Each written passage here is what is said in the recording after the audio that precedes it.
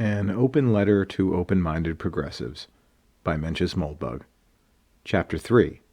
The Jacobite History of the World. Published May 1st, 2008. Okay, open-minded progressives, you've read Chapter 1 and Chapter 2, quite a bushel of prose, and has any of it changed your mind? Are you ready to stop being a progressive and start being a reactionary? Almost certainly not. We haven't really learned anything here. All we've done is plant a couple little tiny seeds of doubt. Now we're going to throw a little water on those seeds and see if we can maybe get a leaf or two to poke its head out. Don't expect a full-grown redwood to fly up and hit you in the face, even when they work, which isn't often. Conversions don't work that way. Doubt is a slow flower. You have to give it time. What we've seen is that the story of the world that you and I grew up with, a story that is the common heritage of progressives and conservatives alike, although progressives are certainly truer to it, is oddly complicated in spots. The great caravan of the past comes with quite a baggage wagon of paradoxes, each of which needs its own explanation.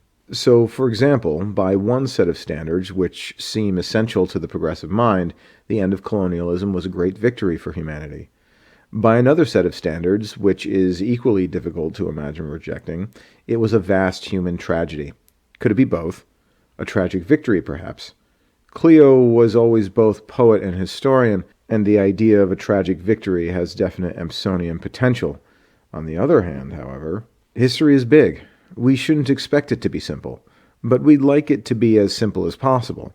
When we study the errors of others, we see that nonsense often conceals the obvious. And what is nonsense to those who truly believe in it? To a Catholic, what is the Trinity? A mystery. Some things are truly mysterious, but others have simple explanations. The Trinity is a compromise designed by a standards committee. History 1, Mystery 0. I hate to beat this colonialism thing to death, but there is an odd little op-ed this morning by former Times foreign correspondent John Darnton. It's about Robert Mugabe and T.S. Eliot. It's short and worth a read. I've seen a few similar reminiscences in the fish wrap recently. We'll let this one serve as an example. I first heard mention of Mr. Mugabe in May 1976 in the Quill Club of the Ambassador Hotel, a watering hole where Prime Minister Ian Smith's police, guerrilla sympathizers, reporters, and agents from various factions suspended their normal antipathies for the sake of gossip. We foreign correspondents used to toss around names of the ultimate leader of the emergent new country like miners testing gold nuggets. Would it be Joshua Namoko, Ndabangingi Sitole, Jason Moyo? What's fascinating about these pieces is how close they come to being apologies, and yet how far away they are. Because why should John Darnton apologize? What could he possibly be sorry for? You apologize when you're responsible for something bad that has happened. President Mugabe is clearly a bad egg, but how could Mr. Darnton and his Quill Club friends be responsible for him? They are reporters, that's all. They report, you decide. And yet, there is that phrase, responsible journalism. While we're on the fish wrap beat, another puzzle was inflicted on Americans this week by a man of the cloth. As one might expect, the smart people of the world have smart explanations, whereas the dumb ones scratch their heads and say, duh. Narrator's note. The following passage is a quotation from an article from a website called firedoglake.com, published in 2008, that is no longer available. Chris Matthews said it best when he said if anything like the 9/11 remarks had been said in his church the weekend after, he would certainly have no. I know that's true. In 20 years, you have never heard anything inflammatory. It just isn't believable. He initially lied when ABC first aired the tapes. The next night he was asked by 3 different news medias, and he said he did not hear nor did he know of any of these remarks. Then the following Tuesday he acknowledged he had heard about them before he announced his candidacy, and that's why he asked him not to come out. Too weird. Too weird. Indeed, weirdness is the mother of doubt. Is it not slightly weird that a 20-year member of the Church of Hate Whitey could become not only the leading candidate for the presidency, but the candidate who stands for racial harmony? Is it more weird or less weird than the fact that Robert Mugabe had no interest in T.S. Eliot? The thing is, these things don't seem weird to me. In the progressive story of the world, they are mysteries. They can be explained, but they need to be explained. In the reactionary story of the world, however, they are firmly in dog bites man territory. I have yet to justify this assertion, but as a progressive you can swallow it without fear. It is not the red pill that will turn you into an instant Jacobite, forcing you to abandon your life, your beliefs, your friends and lovers, and replace them with an ascetic and fanatical devotion to the doomed old cause of royal Stuarts. Though at least you'd still oppose republicanism. Because even if we admit that the progressive story has these little lacunae, the reactionary story has giant gaping holes. In fact, it's hard to even say there is a reactionary story. If there was, how would you know it? What would Archbishop Laud make of the iPhone, of jazz, of Harley-Davidson? The mind, she boggles. Hopefully she will boggle slightly less after you read the following, which will still not turn you into a Jacobite, but might at least help you understand the temptation. Before we can tell the reactionary story, we have to define these weird words, progressive and reactionary. Vast tomes have been devoted to this purpose, but let's make it as simple. To be progressive is to be left-wing. To be reactionary is to be right-wing. What is this weird political axis? As you may know, the terms left and right come from seating arrangements in the French Legislative Assembly, a body no longer in existence. Yet somehow, the dimension remains relevant. It is easy to say that if Barack, Hillary, and McCain were seated in the Legislative Assembly, Hillary would be sitting to the right of Barack, and McCain would be to the right of Hillary. Moreover, we can apply the axis to events before 1791. For example, we can say that in the Reformation, Catholicism was right-wing and Protestantism left-wing. This gets a little confusing in the post-1945 era. Most pre-20th century Catholics would find the present-day church quite Protestant. If you are unconvinced of this, you may enjoy Novus Ordo watch. But there is really no Catholic equivalent of the Munster Republic, the Levelers, etc., etc. Of course, politics is not a quantitative science, or a science at all, and sometimes it can be a little tricky to decide who is to the left or right of whom. But it's really quite amazing that this linear criterion can be applied so effectively across 5 centuries of human history. It even works pretty well on the Greeks and Romans. Imagine, for instance, that we wanted to classify music along a linear axis. Is Bach to the right of the Beatles? Okay, probably. Are the Stones to the left of the Beatles? Where does The Cure fit in? And John Coltrane? And the Dead Kennedys? What about Einsters and Neubauten? Are they to the right of Tom Petty, or the left? Is Varg Vikernes between them? And how does he stack up to 50 Cent? Each of these musicians represents a way of thinking about music. None of them invented music, nor are any of them unique. They are members of movements. If we have trouble classifying the individual artists, we should at least be able to classify the movements. So is punk to the left of goth? Is baroque to the right of death metal, gangsta rap, ragtime, etc.? We remain completely lost. I'm sure you could arrange all these musical forms on a line if you had to, and so could I, but I doubt our answers would be the same. Yet strangely, in the political sphere this works. Indeed, we take it for granted. Why should philosophies of music be all over the map, but philosophies of government arrange themselves along one consistent dimension? Feel free to come up with your own answer. Here is mine. Let's start with the obvious. A reactionary, i.e. a right-winger, is someone who believes in order, stability, and security, all of which he treats as synonymous. Think, as a progressive, about the simplicity of this proposition. It is so stupid as to be almost mindless. What is the purpose of government? Why do we have government rather than nothing? Because the alternative is Corner Man. Note that Corner Man has his own philosophy of government. He exercises sovereignty. That's his corner. Metro, the Las Vegas PD, can't even get me off this effing corner. Indeed, he has much the same relationship to the government that you and I know and love, that Henry VIII had to the Pope. And how did he acquire his corner? I've been on this effing corner for 10 effing years. In legal theory, this is called adverse possession, which is more or less how the Tudors acquired their little island. One synonym for reactionary is legitimist. When the legitimist asks whether Corner Man really owns his corner, he is not asking whether Corner Man should own his corner. He asks whether Corner Man does own his corner, and his answer is no. He prefers the claim of Metro, not or not just because Metro is not in the habit of getting loaded and bashing the holy heck out of random people's cars, but because Metro and Cornerman have conflicting claims, and in the end, the former is almost certain to win. And when he asks whether the Bourbons are the legitimate rulers of France or Stuarts of England, he is not asking whether A, the Bourbon or Stuart family has some hereditary biological property that makes their scions ideal for the job, midichlorians perhaps, or B, the Bourbon or Stuart will suffer intolerably as a result of being deprived of the throne, or even C, the Bourbon or Stuart families obtained their original claims fairly and squarely. At least, not if he has any sense. None of these arguments is even close to viable. Thus, the order that the rational reactionary seeks to preserve and or restore is arbitrary. Perhaps it can be justified on some moral basis, but probably not. It is good simply because it is order, and the alternative to order is violence at worst and politics at best. If the Bourbons do not rule France, someone will. Robespierre, or Napoleon, or Cornerman. One of the difficulties in resurrecting classical reactionary thought is that when this idea was expressed in the 17th century, it came out in the form of theology. Who put the Stuarts in charge of England? God did, obviously. And you don't want to argue with God. For a believer in divine providence, this is pretty much unanswerable. For a 21st century reactionary, it won't do at all.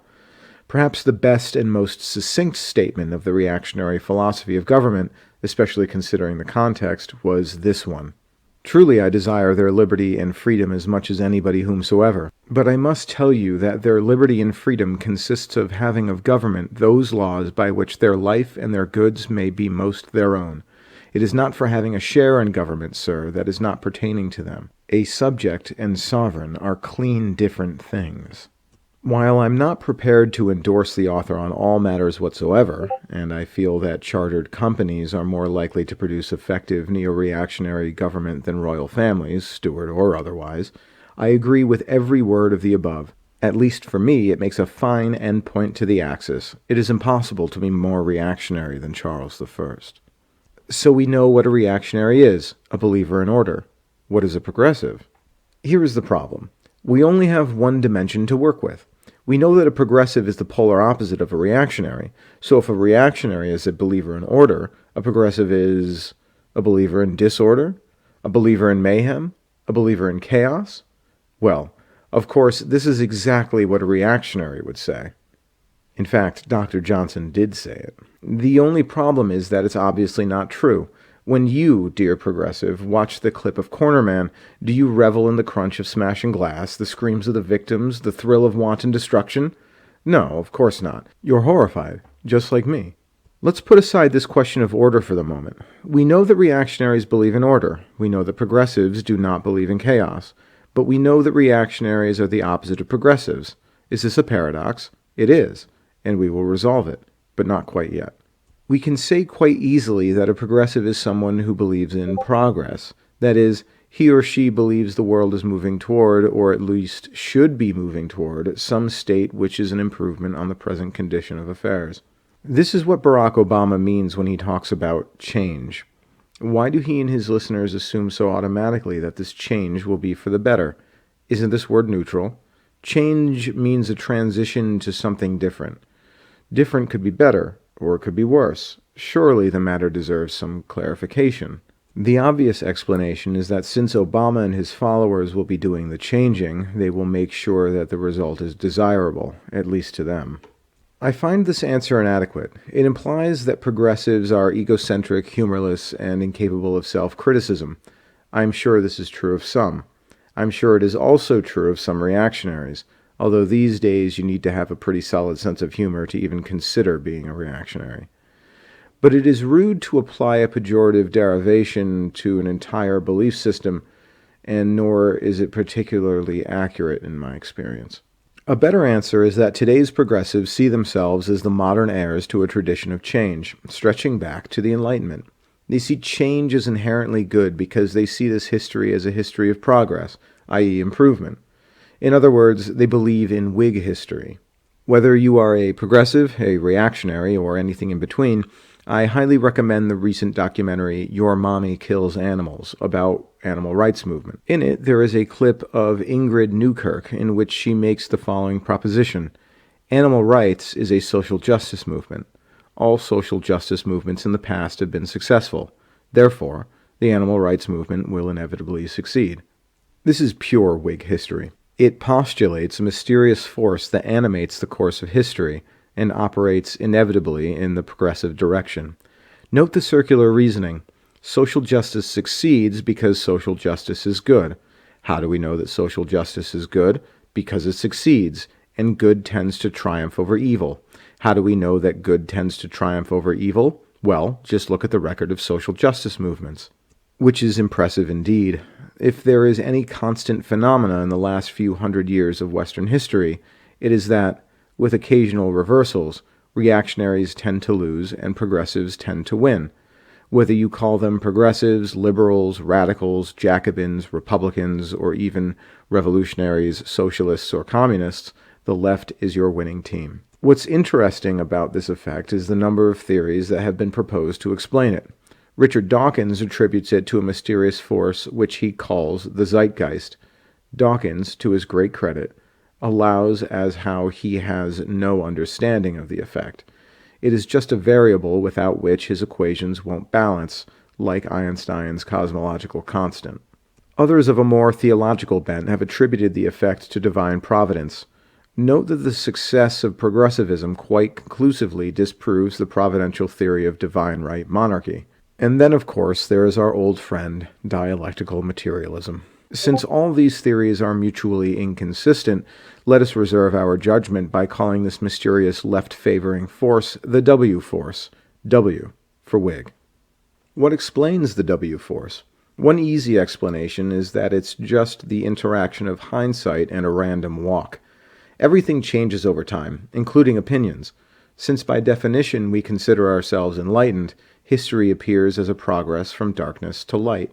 For example, Professor Dawkins, since he is progressive, sees the modern tolerance of gays and lesbians as genuine progress. I happen to agree. And for the same reason, he sees the modern intolerance of slavery in just the same way. However, if these changes are indeed arbitrary, a random walk could reverse them. Professor Dawkins' great-great-grandchildren could then explain to us, just as sincerely, the great moral advance of society, which, early in the 21st century, still turned a blind eye to rampant sodomy and had no conception of the proper relationship between man and servant. While this theory is amusing, it is pretty clearly wrong. It depends on the fact that we don't yet have a good definition of what it means to be progressive. But it clearly does mean something. We don't see these kinds of reversals. We see consistent movement in a single direction. Furthermore, we know that progress is the opposite of reaction, and we have a very good definition of reaction. And we know that reaction tends to lose. That isn't random. Another phenomenon that people often invoke implicitly is the advance of science and engineering, which indeed is very like the W force. It is easy to assume, for example, that Charles I could not possibly have anything to say to us on the theory of government because, to paraphrase Hilaire Belloc, we have the iPhone, and he did not. Of course, all the forms of government we know today were not only known to Charles I, but also to Aristotle. We know why science and engineering have advanced monotonically. It is much easier to create knowledge than destroy it. Since the American approach to government, which has now spread around the world, not only considerably predates iPhones, but was in fact based on ancient Greek models, the analogy is quite spurious. It rests on little more than the double meaning of the word progress. Another way to evaluate this question is to imagine that the technology of the present suddenly became available to the societies of the past. Stuart iPhones simply break the brain, but we can imagine what a reactionary England of 1808, in which approximately 12 people had the vote and small children were hanged for inappropriate use of the word God, would make of 21st century technology. I suspect they would do pretty much what they did with 19th century technology, use it to take over the world. We should also seriously consider the possibility that the W force is exactly what it claims to be, and that good really does have a tendency to triumph over evil. Unfortunately, when we examine political turmoil at a micro level, this is not the tendency we see, the classic case being the French Revolution. Why did the French Revolution, the vast majority of whose initiators meant nothing but the best for their country, go so sour? A simple explanation is that good people are scrupulous and evil ones are not. Thus, the latter have more freedom of action than the former. Thus, those who are amoral and simply wish to get ahead in life should choose the side of evil. Thus, good is outnumbered and evil is reinforced, producing the Yates effect. The best lack all conviction, while the worst are full of passionate intensity. Anyone who has not seen this in practice has no experience of human affairs.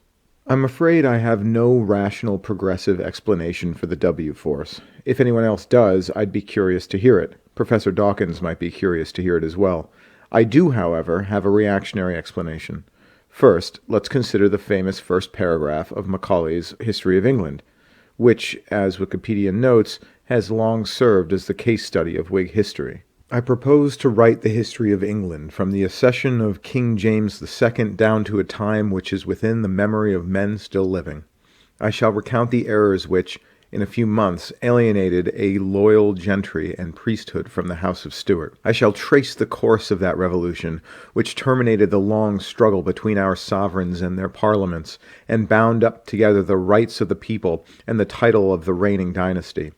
I shall relate how the new settlement was, during many troubled years, successfully defended against foreign and domestic enemies, how under that settlement the authority of law and the security of property were found to be compatible with a liberty of discussion and of individual action never before known, how from the auspicious union of order and freedom sprang a prosperity of which the annals of human affairs had furnished no example, how our country, from a state of ignominious vassalage, rapidly rose to a place of umpire among the European powers, how her opulence and her martial glory grew together, how by wise and resolute good faith was gradually established a public credit fruitful of marvels which to the statesmen of any former age would have seemed incredible, how a gigantic commerce gave birth to a maritime power, compared with which every other maritime power, ancient or modern, sinks into insignificance, how Scotland, after ages of enmity, was at length united to England, not merely by legal bonds, but by an indissoluble ties of interest and affection, how, in America, the British colonies rapidly became far mightier and wealthier than the realms which Cortes and Pizarro had added to the dominions of Charles V, how in Asia, British adventurers founded an empire not less splendid and more durable than that of Alexander. Okay, imagine you are the leader of a daring, futuristic secret science project whose goal is to resurrect the mind of Macaulay by digitizing scraps of rotten tissue from his cranium, applying a holographic reconstruction algorithm, and simulating the result in a giant supercomputer. After great effort, you succeed. Macaulay lives. You connect the computer to the internet. Running at superhuman speed, it downloads gigabytes of information from Wikipedia and other reliable sources. It says nothing. It merely processes. Macaulay is revising his great history of England. You wait, breathless, as he reacts to the last 150 years. Finally, the screen flashes to life and produces a single sentence. And then it all went to shit. The trouble is that the people who run England now, while they are progressive to a T and consider themselves very much the heirs of the British liberal tradition, have different objective standards of success than Macaulay. By Tony Blair's standards, Great Britain is doing better than ever. By Macaulay's standards, it is a disaster area. What happened? The W force itself. With its customary glacial irresistibility, it has been driving the center of British politics steadily to the left for the last 150 years. Meanwhile, poor Macaulay has been stuck in his own cranium, just rotting. He has had no chance to adapt, so he still has the same opinions he held in 1859, which in the world of 2008 puts him somewhere to the right of John Tyndall. If I think Gordon Brown's Labour Party as the left edge of my screen and David Cameron's Tories as the right, Macaulay is somewhere out on the fire escape. Of course, if you are a progressive with a soft spot for Macaulay, despite some of his rather Eurocentric opinions, you might assume that by reading the last 150 years of history, he would realize that New Labour is exactly where it's at. I suppose this is a matter of opinion. Perhaps Gordon Brown really is that convincing. However, we also need to consider the possibility that Macaulay would be convinced in the opposite direction. Given the fact that the state of England today would horrify him, he might well be open to moving further out on the fire escape, a reaction not dissimilar to the response that 18th century Whigs, such as Burke, yes, Burke was a Whig, had to the Reign of Terror. The absolute shibboleth of 18th century and 19th century British liberal movement, for example, was the proposition that a fundamentally aristocratic government could resist democratic pressures by conceding a mixed constitution. Contemporary commenters of the Reform Acts of 1832 and 1867 are constantly explaining that Tory or Adulamite right-wing resistance to these measures was not only futile, but actually dangerous.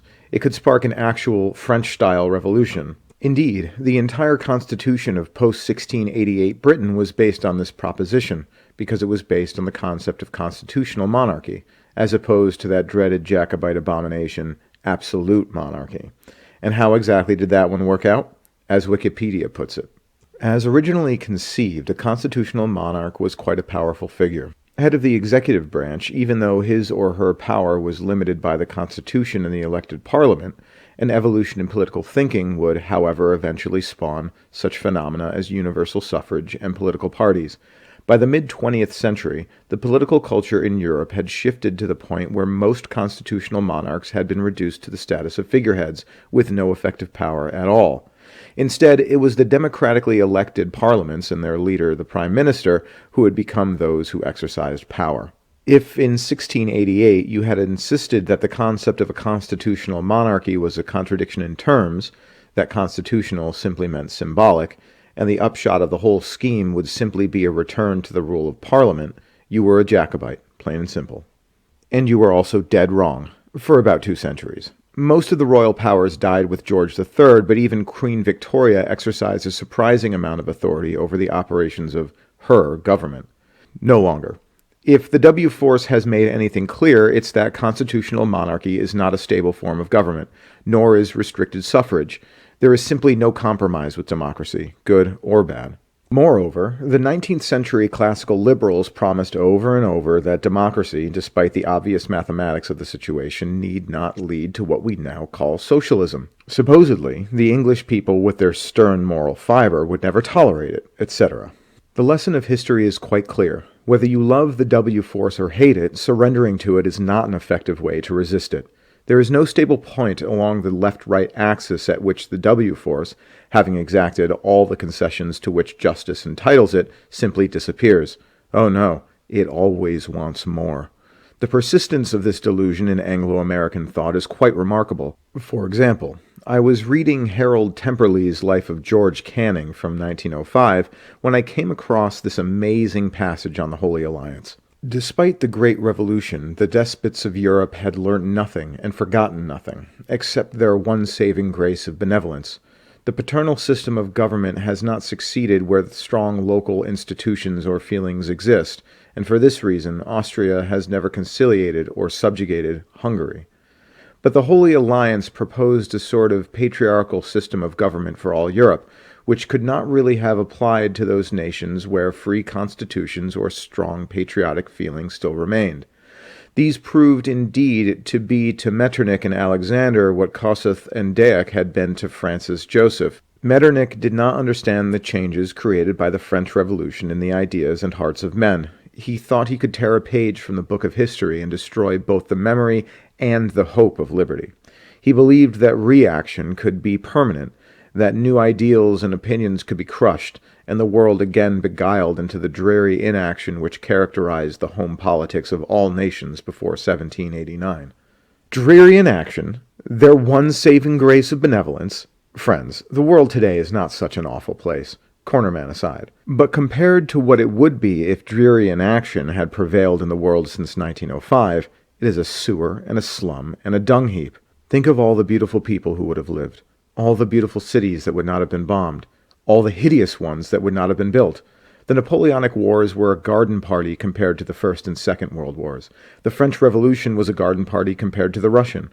And, as we've seen, the Whig foreign policy of exporting democracy as a universal remedy for all ills, as practiced by both Canning and Temperley, does not appear entirely unconnected with these tragedies. Temperley is even wrong about the small stuff. The hot-blooded Hungarians, snoring soundly in the arms of Brussels. And before that, Moscow, which had far less trouble with Nagy than Franz Josef had with Kossuth. No constitutions conceded there, so much for the book of history. Moreover, Temperley didn't even need the future to prove him wrong about Metternich, who, as Diogo Wolff points out, if anything, exaggerated the eventual futility of his efforts. Europe's era of pure reaction was short, but the years between 1815 and 1848 were great ones. Don't miss the Wolff's rare sally into long form, wherein he devastates the Enlightenment in the shape of the distinguished Professor Grayling, who turns up in the comment barrel and receives the brisk filleting his name suggests. This brings us to the failed project of conservatism, which puts its money in a slightly different place. The proposition that all concessions made to the W-force in the past are good and necessary, but any further concessions are bad and unnecessary. The Confederate theologian R.L. Dabney dispenses with this quite eloquently. It may be inferred again that the present movement for women's rights will certainly prevail from the history of its only opponent, Northern conservatism. This is a party which never conserves anything. Its history has been that it demurs to each aggression of the Progressive Party and aims to save its credit by a respectable amount of growling, but always acquiesces at last in the innovation. What was the resisted novelty of yesterday is today one of the accepted principles of conservatism. It is now conservative only in affecting to resist the next innovation, which will tomorrow be forced upon its timidity and will be succeeded by some third revolution to be denounced and then adopted in its turn. American conservatism is merely the shadow that follows radicalism as it moves forward towards perdition. It remains behind it, but never retards it, and always advances near its leader. This pretended salt bath utterly lost its savor. Wherewith shall it be salted? Its impotency is not hard, indeed, to explain. It is worthless because it is the conservatism of expediency only, and not of sturdy principle. It intends to risk nothing serious for the sake of truth, and has no idea of being guilty of the folly of martyrdom. It always, when about to enter a protest, very blandly informs the wild beast whose path it essays to stop, that its bark is worse than its bite, and that it only means to save its manners by enacting its decent role of resistance. The only practical purpose which it now subserves in American politics is to give enough exercise to radicalism to keep it in wind, and to prevent its becoming pursy and lazy from having nothing to whip. No doubt after a few years, when women's suffrage shall have become an accomplished fact, conservatism will tacitly admit it into its creed, and thenceforth plume itself upon its wise firmness in opposing with similar weapons the extreme of baby suffrage. And when that too shall have been won, it will be heard declaring that the integrity of the American Constitution requires at least the refusal of suffrage to donkeys. There it will assume, with great dignity, its final position. I'm sure Reverend Dabney would have regarded the era of Ingrid Newkirk with great amusement. However, note how thoroughly hoist by his own petard he is. The proposition that suffrage is a bad idea, period, may not be one you regard as defensible, but it is surely more defensible than the proposition that all men should be able to vote, but not all women, or white men and not black men, another proposition of which Reverend Dabney was convinced. Note that this bastion also proved impractical to defend. So, we still do not understand the W-force, nor do we understand why reaction is the polar opposite of progressivism, nor do we have any theory which explains in which cases the latter is good, and in which cases it is bad. But Dabney and Metternich suggest a very different way of dealing with it. Perhaps if you actually oppose the W-force, the most effective way to oppose it is to simply oppose it. After all, as a progressive, you oppose racism. Is the most effective way to oppose racism to give it a little air, to let it blow off steam, to be just a little bit racist but not too much?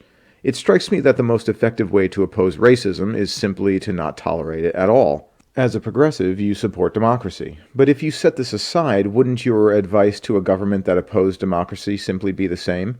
If you, with full hindsight, were advising Charles I, would you really advise him to let the Parliament execute Strafford on the grounds that it might sate their lust for necks? What I'm suggesting is that the W-force actually behaves as an inverted pendulum, perhaps with a bit of a delay loop. As an absolute monarch, the best strategy for maintaining your rule is to preserve your sovereignty entirely intact. Ripping off chunks of it and throwing them to the wolves only seems to encourage the critters. Why was this not obvious to the kings and princes of old Europe? Perhaps it was obvious. The trouble was that absolute monarchy was always an ideal, never a reality. Every sovereign in history has been a creature of politics. Not democratic politics, perhaps, but politics still. At the very least, a king who loses the support of the army is finished. so the pendulum is not quite vertical, and it's all too easy to let it do what it obviously wants to do. The inverted pendulum model suggests that, for a stable and coherent non-democratic state, eliminating politics requires very little repressive energy. Singapore, Dubai, and China, for example, all have their secret police, as did the 19th century Habsburgs. Each of these governments is very different from the others, but they are all terrified of the W force. Yet they manage to restrain it, without either falling prey to democracy or opening death camps. Residents of these countries can think whatever they like. They can even say whatever they like. It is only when they actually organize that they get in trouble. If you don't want the Ministry of Public Security to bother you, don't start or join an anti-government movement. Certainly this is not ideal. I don't think this blog would be tolerated in China, and my image of the ideal state is one in which you can start all the anti-government movements you want, as long as they don't involve guns or bombs. However, when we compare this level of infringement of personal freedom to the experience of daily life under Stalin or Hitler, we are comparing peanuts to pumpkins. Why does China not tolerate peaceful anti-government politics? Because people power can defeat the People's Liberation Army? No. Because China is not a perfectly stable state, and it knows that quite well. Within the Chinese Communist Party, there is politics galore. One move that is off limits for contending figures within the Chinese regime, however, is imposing one's will on one's adversaries by means of mob politics. Almost everyone in any position of responsibility in the PRC today was personally scarred by the Cultural Revolution, in which China felt all the vices of democracy and none of its virtues. Only by outlawing politics can the party hold itself together. Note that in 1989, the Chinese government broke the cardinal rule of Whig government: never fire on a mob. As John F. Kennedy puts it, those who make peaceful revolution impossible will make violent revolution inevitable. Not only did the Chinese government make peaceful revolution impossible, they made peaceful revolution violent. And the result? Violent revolution? No. 20 years of peace, unparalleled prosperity, and personal, if not political, freedom. As philosophers say, one white raven refutes the assertion that all ravens are black. The inverted pendulum model of the W force gives us a great way to understand Hitler. Yes, Hitler was a reactionary. I am a reactionary. Yikes. If I ever feel the need to grow a mustache, which I won't, I'll have to make sure it extends well past the nose on both sides. Perhaps waxing and curling the tips is just the only way. Nazism, and fascism in general, was a reactionary movement.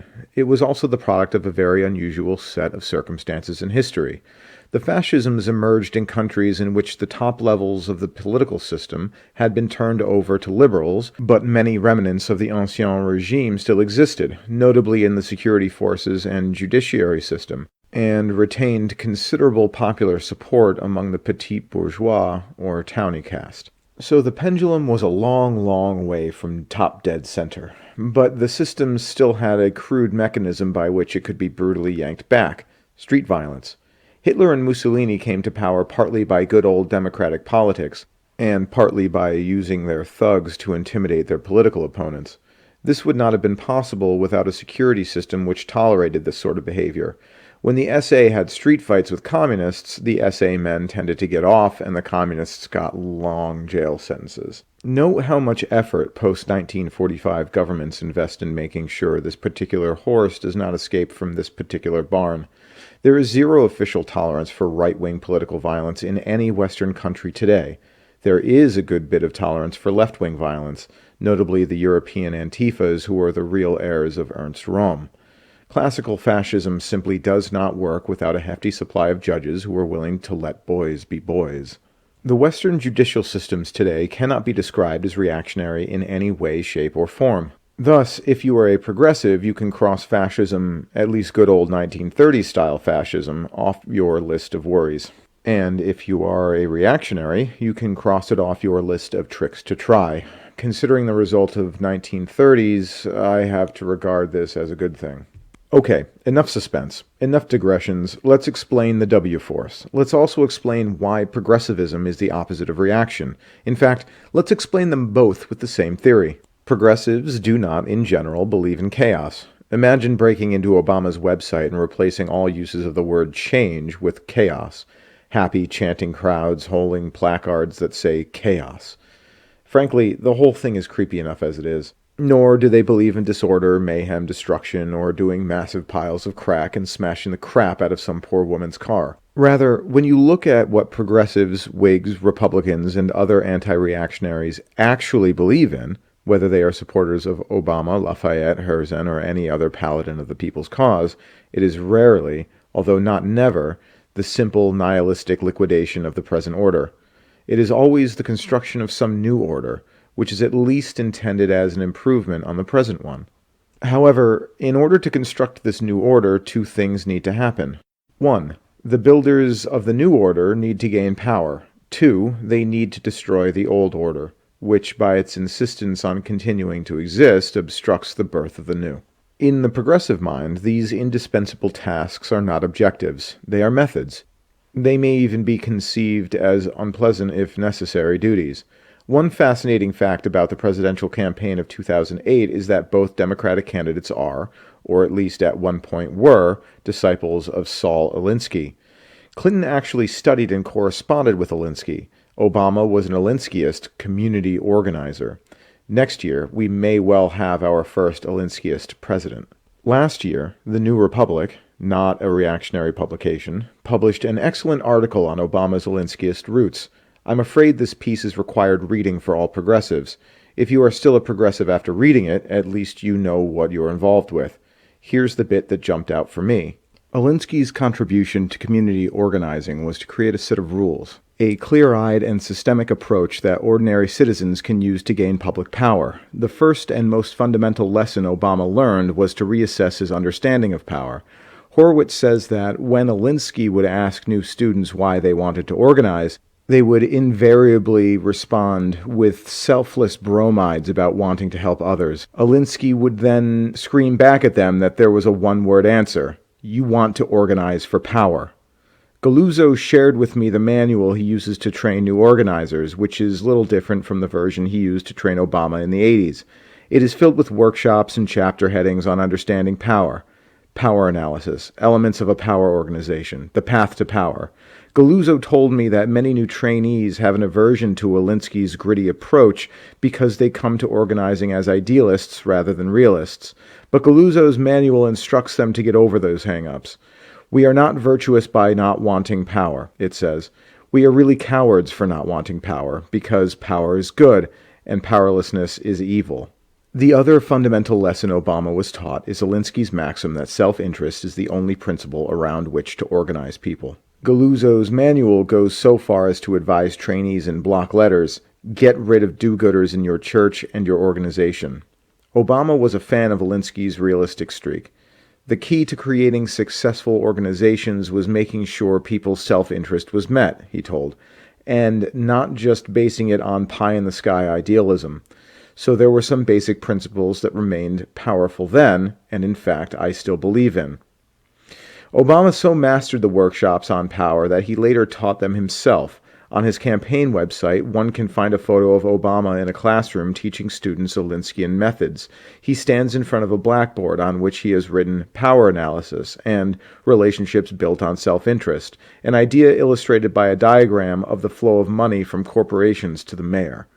I haven't looked for this picture. I suspect the site has probably been updated. Here's my theory about progressivism. It is a relationship built on self-interest. It is exactly what Alinsky says it is, a way for people who want power to organize. It brings them together around the oldest human pleasure other than sex, ganging up on your enemies. It lets them rationalize this ruthless carnivorous activity as a philanthropic cause. But the real attraction is the thrill of power and victory, sometimes with a little money thrown in. This is why the likes of Temperley cannot imagine a world of dreary inaction, with no politics at all for anyone, that is nothing pertaining to them. Obama once tried to take a regular job at an ordinary company. He felt dead in it. It was like feeding a dog on turnips. Carnivores need meat. What made Alinsky so effective was that he dispensed with the romantic euphemisms. He just described the thing as what it was. You have to admire him for that, I feel. A Lafayette or Herzen or almost any 19th century Republican outside the Marxist department would have been absolutely appalled by Alinsky. But the fact is that they were basically in the same business. So the progressive is indeed the polar opposite of the reactionary. Just as order and stability are essential to reaction, disorder and destruction are essential to progressivism. The progressive never sees it this way. His goal is never to produce disorder and destruction. Unless he is Alinsky himself, he is very unlikely to think directly in terms of seizing power and smashing his enemies. Usually there is some end which is unequivocally desirable, often even from the reactionary perspective. But if you could somehow design a progressive movement that could achieve its goals without seizing power or smashing its enemies, it would have little energy and find few supporters.